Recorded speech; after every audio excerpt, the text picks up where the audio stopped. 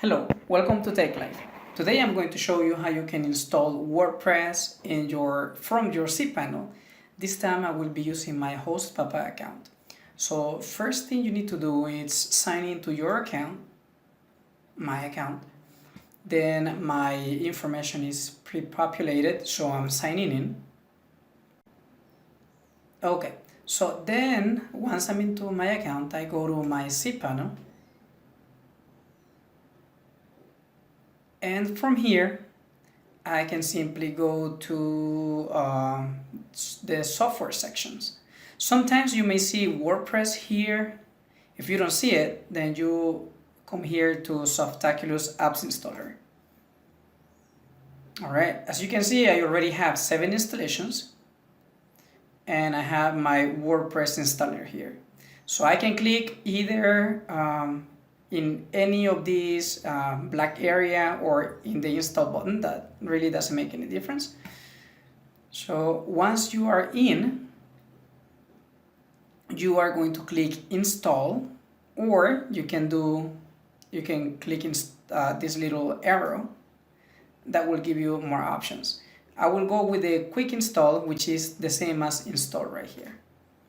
Okay, so the first thing you need to pay attention to is that it's going to show you your WordPress version. You need to make sure that you are always up to date, this is the latest version. If by any reason you need an older version, then you can choose the older version. Now, very important, if you have multiple domains or subdomains, you need to make sure you change your URL here.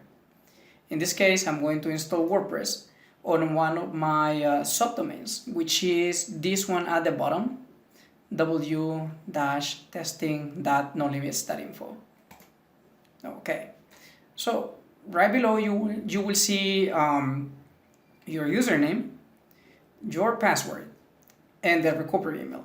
So up to here, all of this information is really important. You need to make sure that you take notes of your password, or that you enter your password and save your password, and that you change or make sure that you have the right recovery email address here.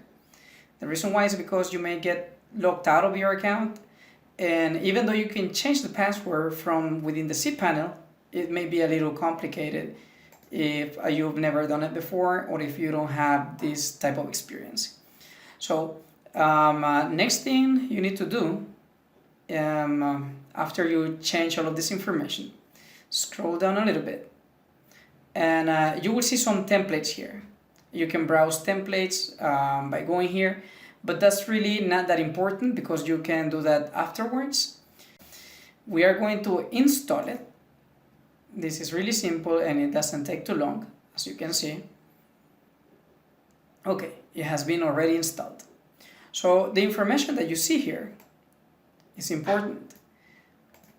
This is your URL so that you can log into your WordPress account. So if you copy this URL, if you paste it into a different tab, then you will see your login. It's going to ask you for your username and password that you created. However, since you are in your cPanel right now, it should take you straight in without having to asking you your username and password. I'm going to click on it right now. Okay, so this is my WordPress backend right now. This is my dashboard. It has been successfully installed. If I want to take a look at the front end, I just go to my blog, my site, and this is how the front end looks. So in my next tutorial, I will show you how you can start modifying or customizing your website. I hope you liked it. Please subscribe and share.